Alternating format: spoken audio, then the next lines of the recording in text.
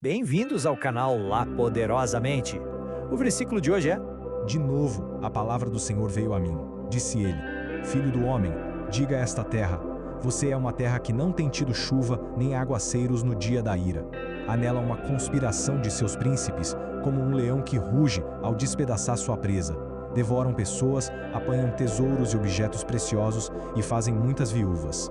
Seus sacerdotes cometem violência contra a minha lei e profanam minhas ofertas sagradas.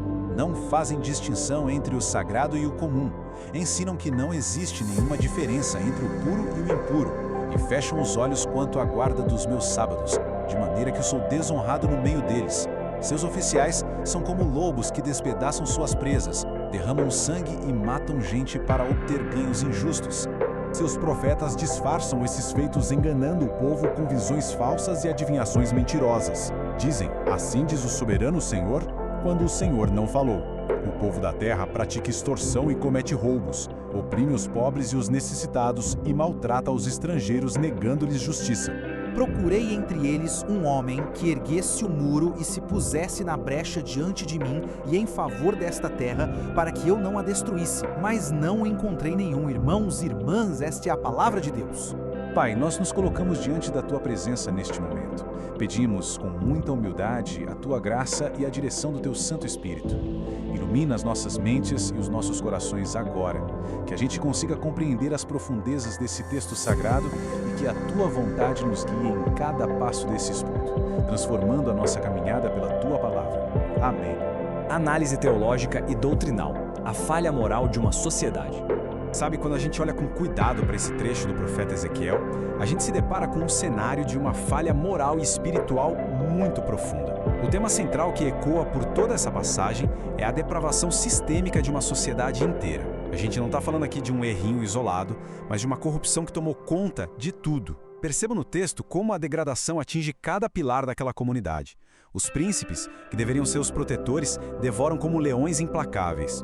Os sacerdotes profanam o que é sagrado, eles perdem a capacidade de ensinar o que é puro e o que é impuro. Os oficiais agem como lobos, buscando lucro em cima do sofrimento dos outros.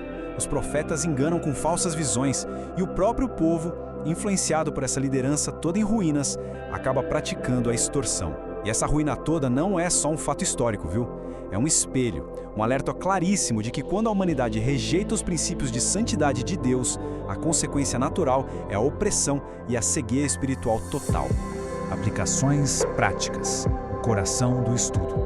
Dessa realidade tão dura que o profeta descreve, a gente precisa extrair a essência para a nossa jornada cristã de hoje. No meio de tanta desordem, é muito interessante notar que Deus não estava procurando um exército gigantesco. Ele buscava algo bem mais simples, mas ao mesmo tempo muito profundo. A grande lição espiritual para nós é esse conceito vital de colocar-se na brecha. Pensa bem, na antiguidade, uma brecha na muralha deixava a cidade inteira vulnerável à destruição. Colocar-se na brecha significa ter a coragem de assumir o lugar de intercessor. É se posicionar firme em oração constante e viver em retidão num mundo que muitas vezes está arruinado. O Senhor procurava só um coração justificado que clamasse por misericórdia. E esse é exatamente o chamado divino para nós hoje. Interceder em silêncio, chorar pelos que sofrem e viver a luz do Evangelho nas nossas atitudes mais simples do dia a dia. Conexões bíblicas adicionais. A resposta teológica. O texto que a gente leu termina com uma das declarações mais tristes de todas as Escrituras. Deus não encontrou nenhum homem na brecha. O fracasso humano ali foi total. Não tinha absolutamente ninguém com a justiça necessária para cobrir aquela falha moral.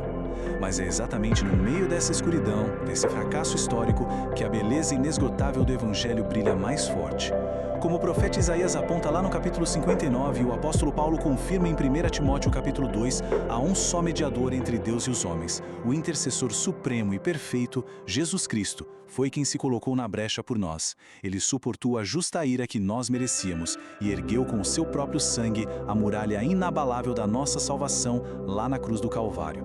Tendo essa verdade doutrinária tão linda em mente, de que Cristo já se colocou na brecha eterna por nós, nós somos agora capacitados pelo Espírito Santo a seguir o exemplo dele. Então, a pergunta que precisa ressoar bem fundo na nossa alma hoje é essa: estamos dispostos a nos colocar na brecha e interceder por um mundo arruinado hoje? vamos refletir intensamente sobre a nossa responsabilidade espiritual, exatamente naqueles lugares onde Deus nos colocou, nas nossas famílias, no nosso trabalho, na nossa congregação. Será que temos sido essa voz de oração, de intercessão e de retidão? Que Deus siga abençoando plenamente a vida e os empreendimentos de cada um e sigamos crescendo na fé em Cristo Jesus e no estudo da Palavra de Deus. E antes de encerrarmos o nosso tempo de hoje, queremos abrir um espaço muito especial para agradecer a Deus e celebrar a vida da Janisa Ramos, que esteve de aniversário ontem. Que o Senhor continue derramando suas infinitas graças e paz sobre a sua vida, Janisa, e abençoando enormemente toda a sua família em todos os seus caminhos. A graça maravilhosa e a paz que excede todo o entendimento do nosso Senhor e Salvador Jesus Cristo sejam com todos. Amém.